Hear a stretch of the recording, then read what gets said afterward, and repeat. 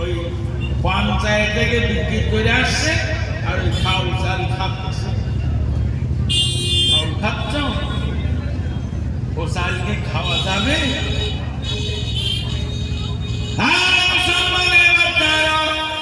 মদিনার মসজিদ নববী শরীফে রাসূল পাক সাল্লাল্লাহু আলাইহি ওয়াসাল্লাম সরকারি মাল বন্টন করছিলেন।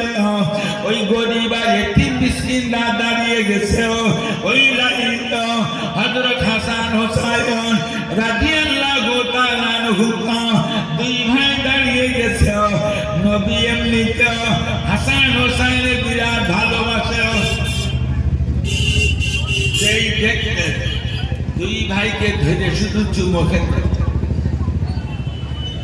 আজকে দুই ভাই ওই লাইনে দাঁড়িয়ে, নবী সরকারি মাল দেওয়া তো দূরের কথা, দুই ভাইয়ের উপরে চোখ গরম করে দেখেছে। দুই ভাই কাঁদতে কাঁদতে বাড়ি ফিরে এসেছে। রাসূলুল্লাহ গনিমতের মাল বন্টন করা শেষ করেও সরাসরি ফাতেমা রাদিয়াল্লাহু তাআলার ঘরে গেছেন।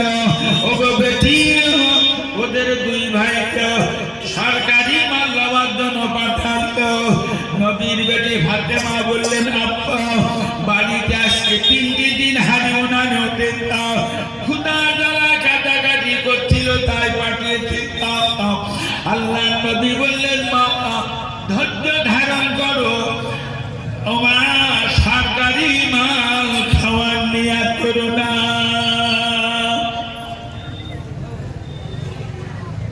মেয়েছে মাসে তো 1000 টাকা নেচ্ছ, কি করতেছ?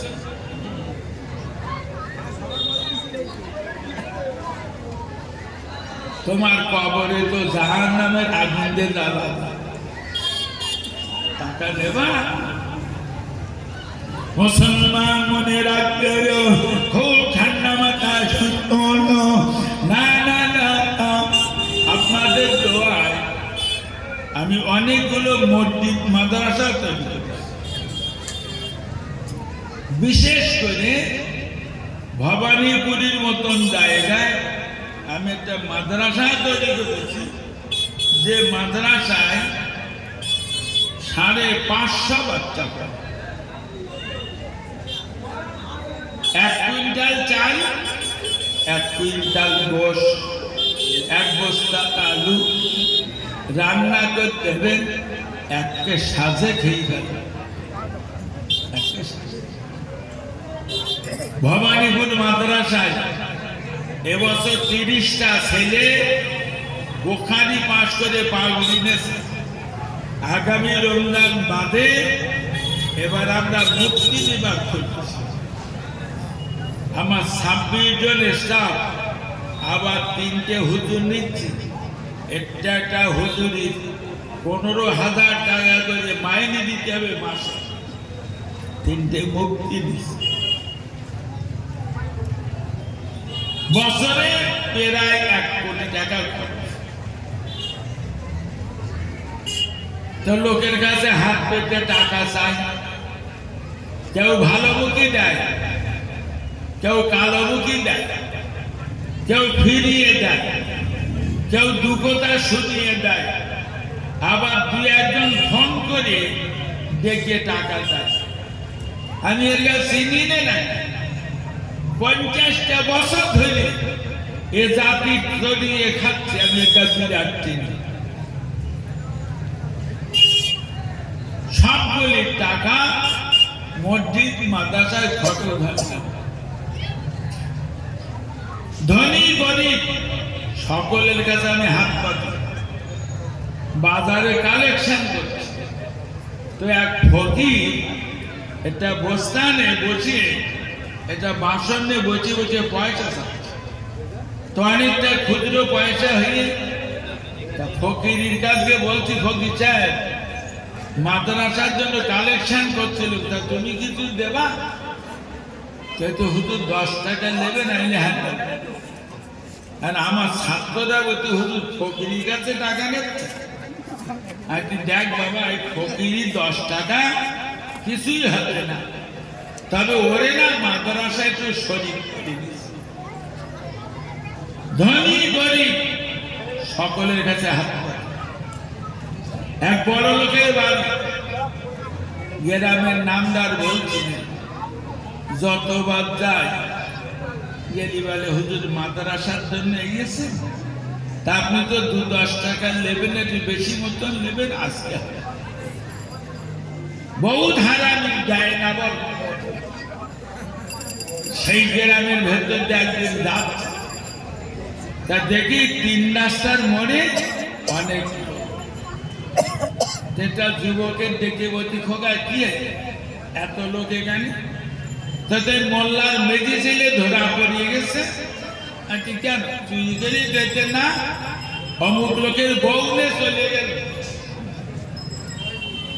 এখন এই কয়েক মাস পরে বাড়িয়ে মার খেয়েছে হুজুর পায় বাপ। ওই দেখেন ওই যার বৌরি নিগল ওরে 80,000 টাকা জরিমানা করে, 80,000 টাকা না দিলে ওই বউ নেবে না। ভাই টাকা খরচ হচ্ছে, হ্যাঁ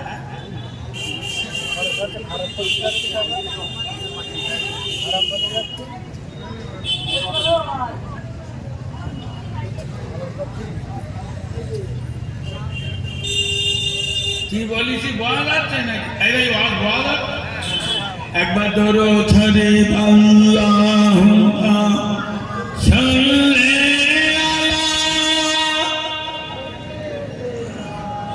মাওলানা মুহাম্মদ ওয়া আলা আলি সাইয়্যিদিনা।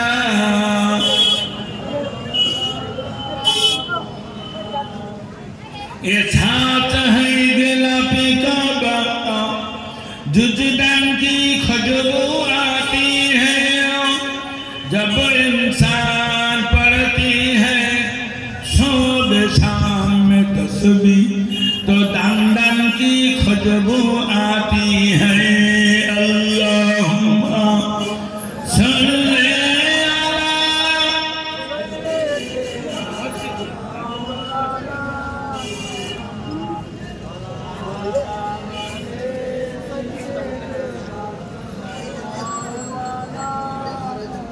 ঠিক 1 বছর পরে সেই গ্রামের ভেতর দিয়ে যাচ্ছে, দেখি প্রাইমারি স্কুলের সামনে 3-4 লোক। একটা ছেলে দেখে জিজ্ঞেস করছি খোকা কে রে? দেখেছে ওই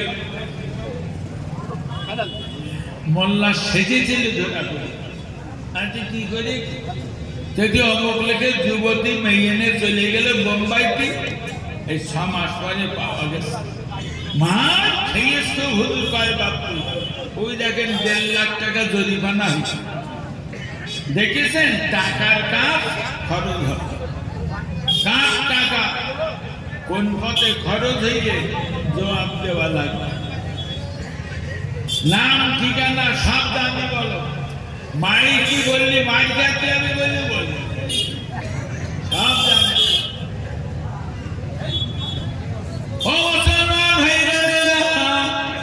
খুব মাথা ঠান্ডা করে শুনুন আমার সোনার মতুটা, কিয়ামতের দিন আল্লাহ জিজ্ঞাসা করতেন 5টা প্রশ্নের জবাব দাও।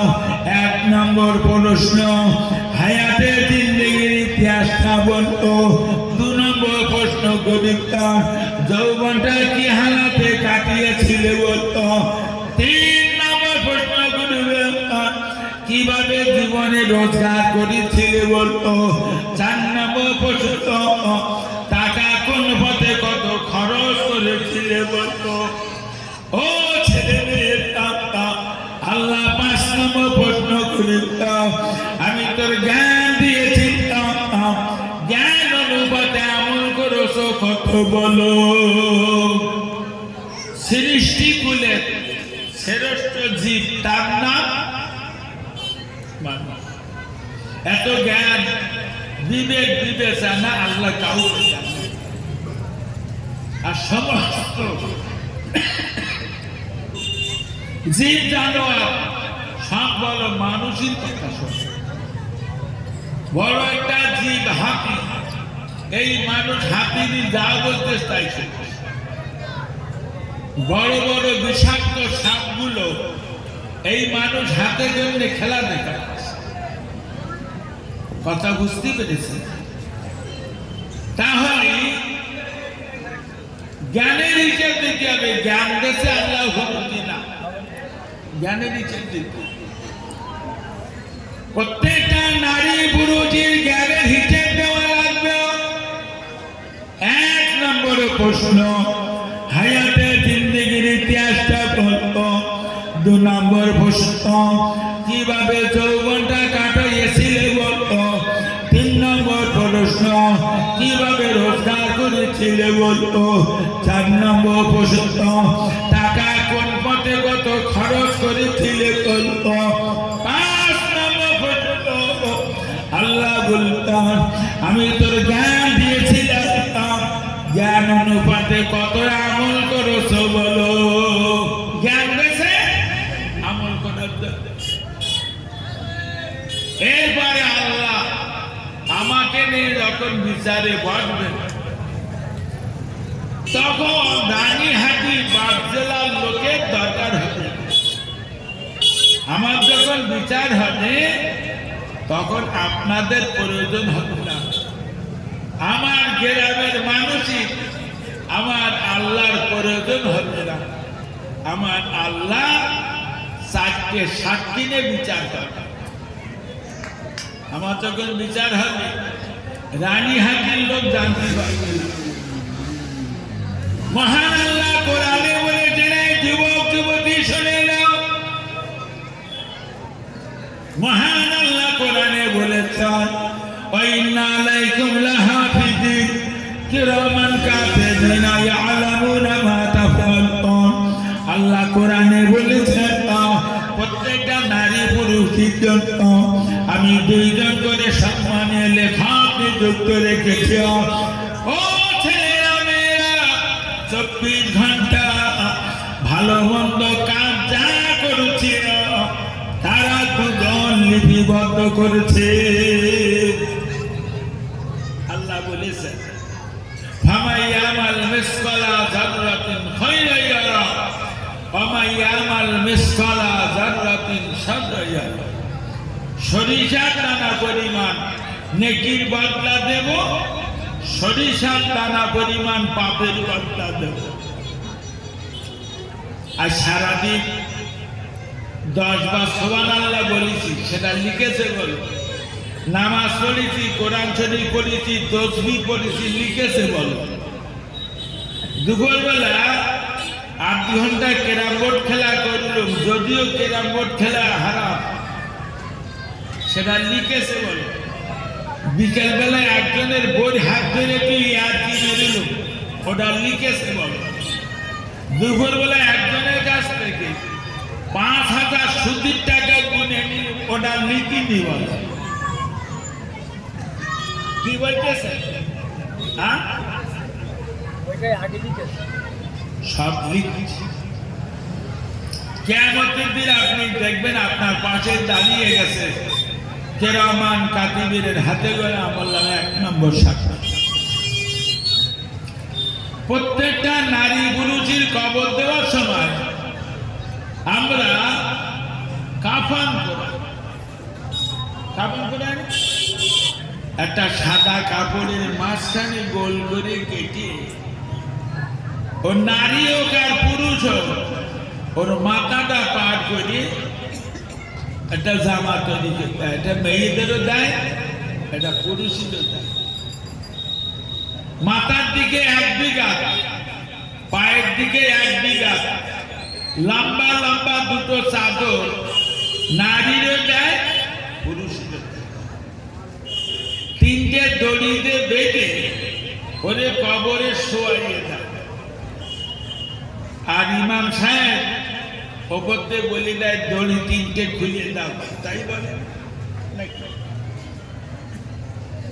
মেয়েদের 2টো কাপড় বেশি চায়, ছোট্ট একটা কাপড় বেঁধে মহিলার মাথা চুলগুলো বেঁধে দেয়, আর একটা কাপড় নারী ওড়না বানিয়ে দেওয়া হয়।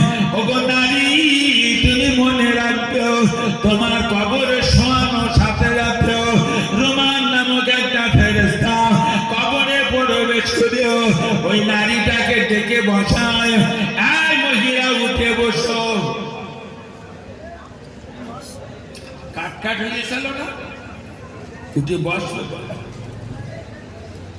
পুরুষ কবরে শোয়ানো সাথে সাথে রোমান নাম ফেরেশতা কবরে প্রবেশ করল। না না মুসলমানের বাচ্চা, ওই পুরুষটার কবরে গিয়ে রোমান ফেরেশতা দেখে বসায়, ওর গায়ে জামাটা গায়ে রাখে, লম্বা চাদর দুটো ওর দেহ থেকে খুলে মুসলমান মনে রাখছে, ও আমার সোনা নবীরা, ওগো মহিলা তোমার মাথায় কাপড়টা মাথায় রাখতো, তোমার গায়ে জামাটা গায়ে রাখতো, আয় নারী তোর ওড়নাটা গায়ে দেবে, লম্বা চাদর দুটো রোমান ফেরেশতা খুলে দেবে।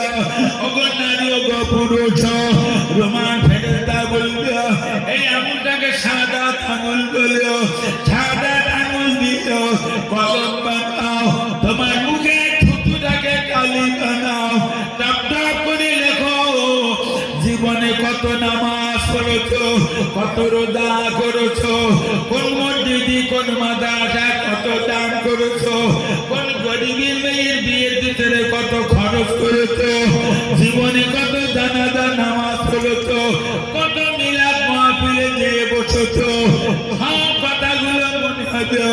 ও কিন্তু গড়গড় করে লিখে ফেলতো, আর একটা কাপড় নিয়ে বলতো, এই কাপড়টাই লেখো জীবনে কত নামাজ অবহেলা চোখে দেখেছো, কত রোজাকে তুমি তাচ্ছিল্য ভেবেছো, জীবনে কত হাজার মিথ্যা কথা বলেছো, তোমার জীবনে তুমি কত মিথ্যা কথা বলেছো, জীবনে কত ব্যভিচার করেছো, কত পেটি মদ পান করেছো, সব নোংরা কথাগুলো আর একটা কাপড়ে লিখে দাও। লিখতে হবে বলো, ওখান মমতার পুলিশকে আমার আর বাঁচাতে পারবে না, তবে মোদির পুলিশ পারবে না।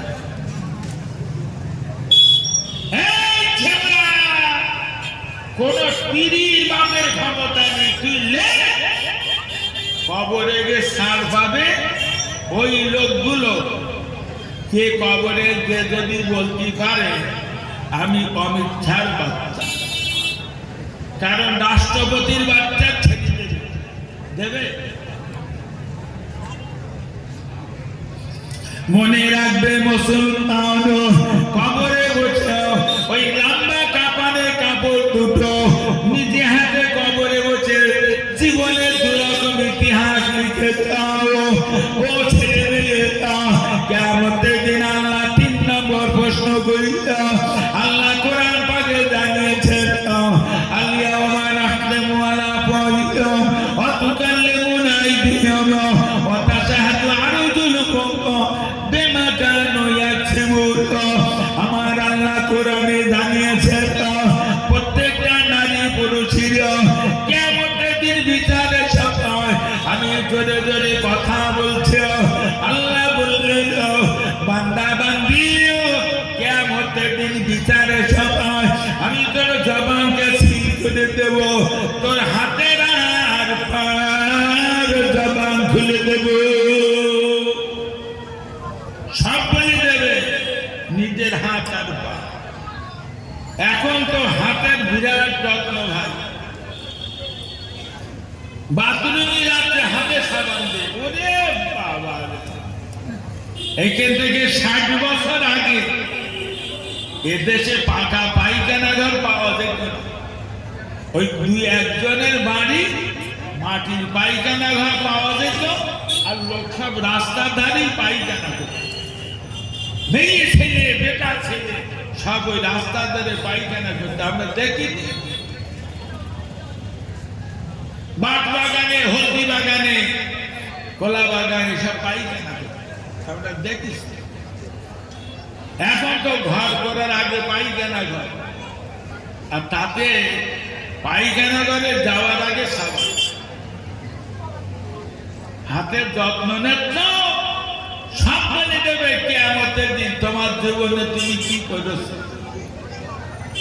মুসলমান, আল্লাহ নবী বলতেন কিয়ামতের দিন 4 নম্বর সাক্ষী নেবে এই মাটিও, যে মাটিটার উপরে দাঁড়িয়ে নামাজ পড়েছেন, যে মাটিটার উপরে বসে কোরআন পড়েছেন, যে মাটিটার উপরে বসে ওয়াজ শুনেছেন, যে মাটিটার উপরে বসে আল্লাহর কাছে কেঁদেছেন, যে মাটিটার উপরে বসে না না মুসলমানের বাচ্চারা, যে মাটিটার উপরে বসে আল্লাহর কাছে কেঁদেছেন, যে মাটিটার উপরে বসে তওবা পড়েছেন, যে মাটিটার উপরে বসে কলেমা পড়েছেন, যে মাটিটার উপরে বসে মদ খেয়েছেন, যে মাটিটার উপরে দাঁড়িয়ে ক্যারাম বোর্ড খেলা করেছেন, যে মাটিটার উপরে বসে লোকের যুবতী বিবির সঙ্গে ব্যভিচার করেছেন।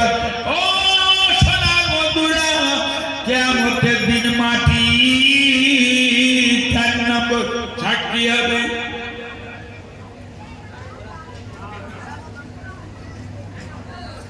অনেক আগে যখন ওয়াজ করত তখন দেশে প্রচুর পরিমাণ টেপ রেকর্ড থাকে, এরকম ছোট বড় নানান রকমের টেপ রেকর্ড মেজাজটা মিলা যায়।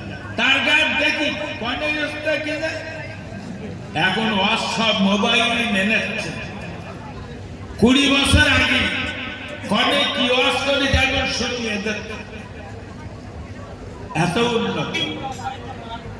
আজকে রানিয়াটি কি ওয়াজ করছি, এই ক্ষেত্রে 50 বছর পরে দিয়ে এখন থাকবে না, ওই ফোনে জিজ্ঞেস করবেন, ও বলে দেবে বল রানিয়াটি এত কিরাম করে কি ওয়াজ করে বল বলে দেবে। আচ্ছা ভাই, এই ফোনের ভেতরে ওয়াজগুলো ধৈর্য করে কি বলে,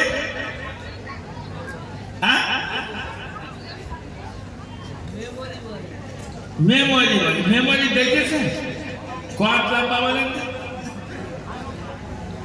এটা তেঁতুলির দানা মাঝখান দিয়ে কাটলি, যেরা ওইরাম একটুখানি কালো মতো, ও এখানে হারিয়ে গেলে খুঁজে পাওয়া কঠিন। কি বলতেছে?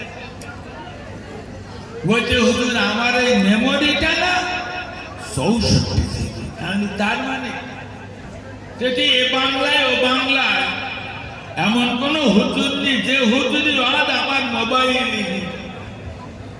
আর একজন বলছে হুজুর ঢাকা থেকে বোম্বাই পর্যন্ত যত নায়ক আর নায়িকা আছে প্রত্যেকের ওয়াজ সব আমার মোবাইল, প্রত্যেকের ছবি আর গান বাজার নাটক আমার মোবাইল। আচ্ছা একটু বলবেন এই মোবাইল আর এই মেমোরি তৈরি করেছে জেনেরা না ফেরেশতারা?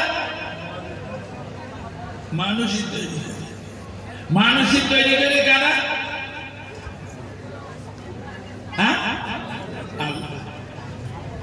আল্লাহর সৃষ্টি মানুষ, আর মানুষই তৈরি মেমোরি আর মোবাইল যদি এত উন্নত মানের হয় একটু বলবেন আল্লাহর কুদরতি মেমোরিটা এই মানুষই তৈরি মেমোরির চেয়ে উন্নত মানের না দুর্বল মানের?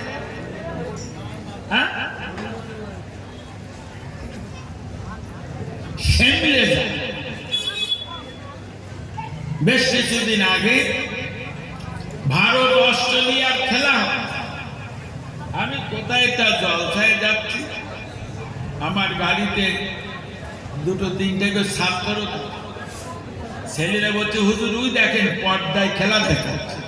কোথায় খেলাচ্ছে দাদা? এইখানে পর্দায় খেলা দেখাচ্ছে। এত উন্নত বিজ্ঞান।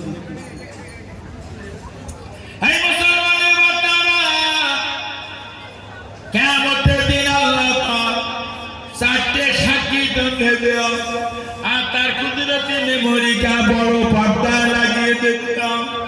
দেখে না না কোন জায়গায় দাঁড়িয়ে সুদীর টাকা গুনেছিল, দেখে কোথায় দাঁড়িয়ে লোকের বোধ হাত করে টানাটানি করিল, কোথায় বসে মদ পান করেছিল, কোথায় লোক বসে লোকের বিবির সঙ্গে ব্যভিচার করছিল, ওই দেখে কুদরতি মেমোরি লাগিয়ে গেল।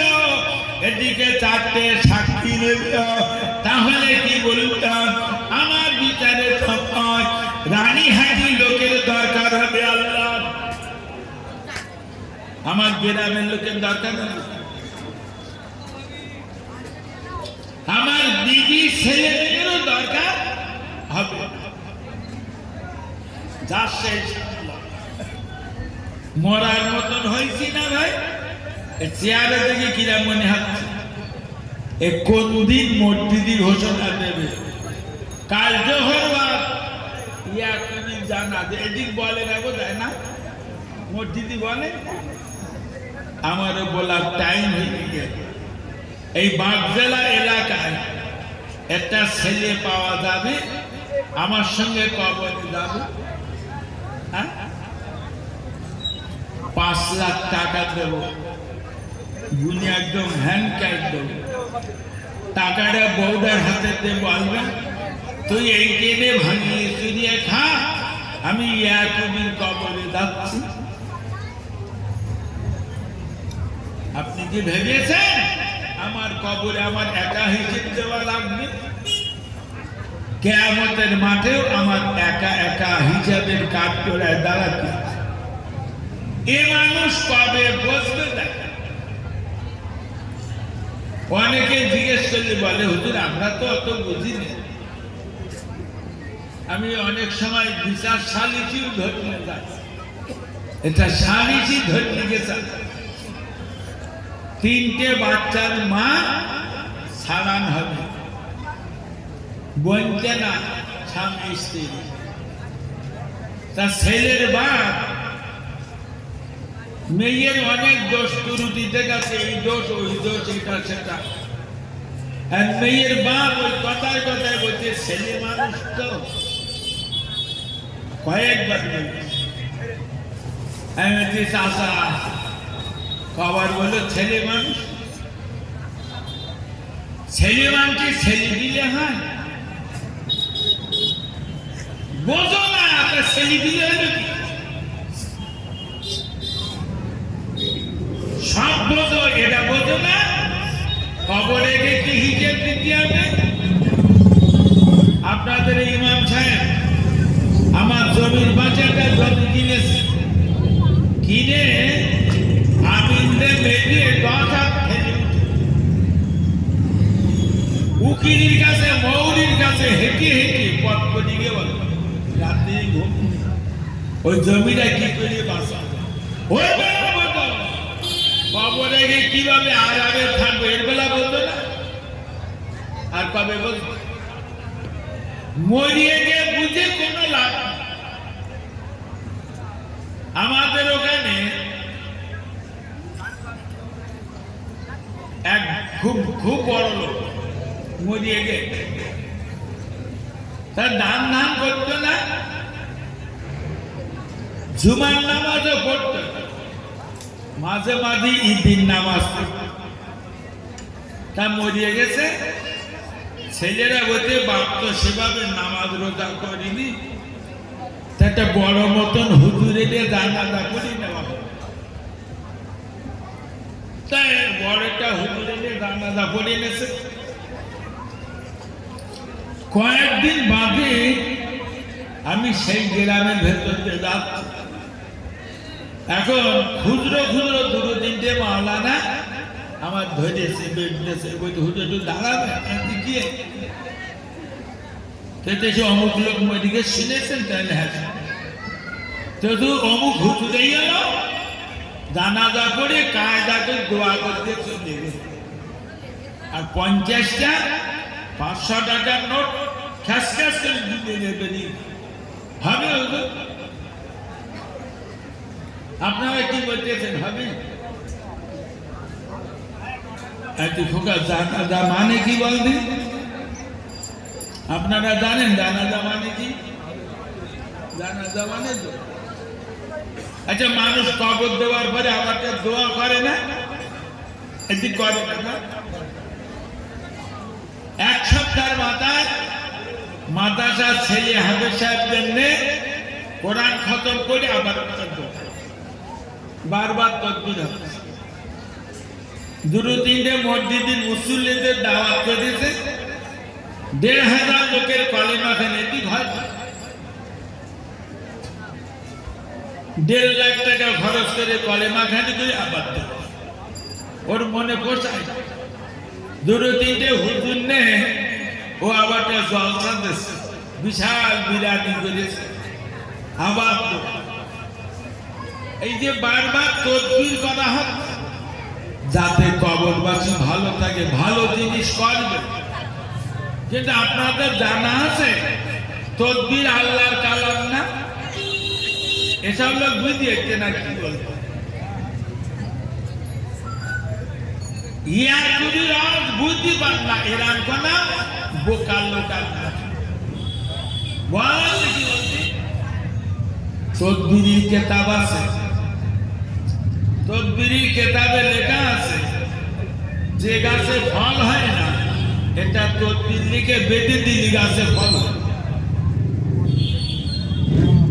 যে মেয়ের শুধু মেয়ে সন্তান হয় স্বামী দেখতে পায় না, ওর তদবির করতে বেটা সন্তান হবে। জেনের তদবির আছে, পেট ব্যথার তদবির আছে, মাথা ব্যথার তদবির আছে, গরুর বাছুর হয়ে বান মেরে দুধ নষ্ট করতেছে ওর তদবির আছে। তদবির আল্লাহর কালাম, ও গাছে বাঁধলে উপকার হবে। তদবির লিখে গরুর গলায় ঝুলুনি কাজ হবে, তদবির লিখে মানকির গলায় ঝুলুনি কাজ হবে, তদবির লিখে মেয়ে ছেলের হাতে দিলি পুত্র সন্তান হবে। তবে আপনারা জানা আমার ধরবেন, আমি বলো তদবির করা লোক। এখন আমি দেখোগা বড় করে একটা তদবির লিখে বড় কামারের কাছে একটা মাহফিল তৈরি করে যদি সরের গোলায় ঝুলুনি আয় কাজ হবে। এসব লোক বুঝিয়েছে না, হ্যাঁ কাজ হবে। বড় করে তদবির লিখে সরের গোলায় ঝুললে কাজ হয়।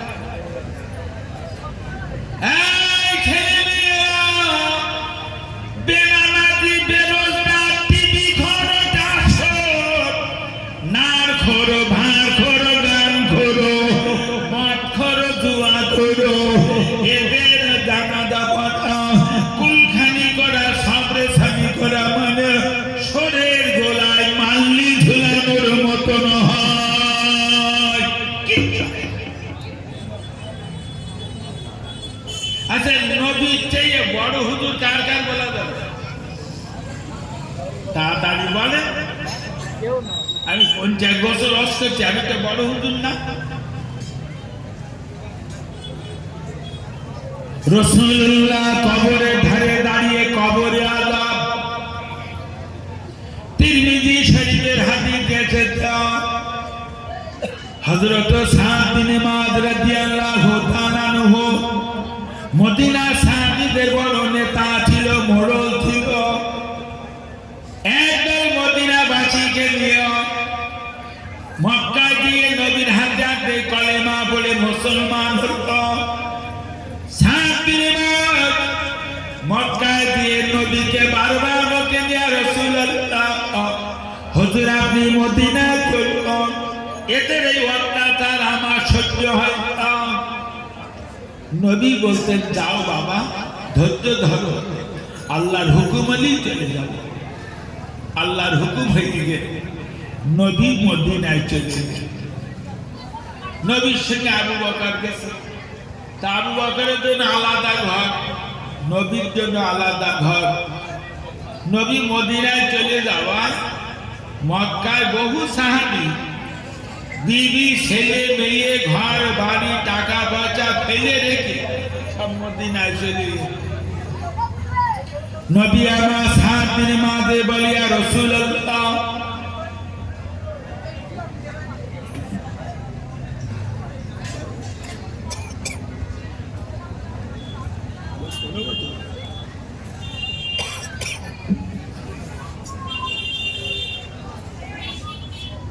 সে কি বলতো না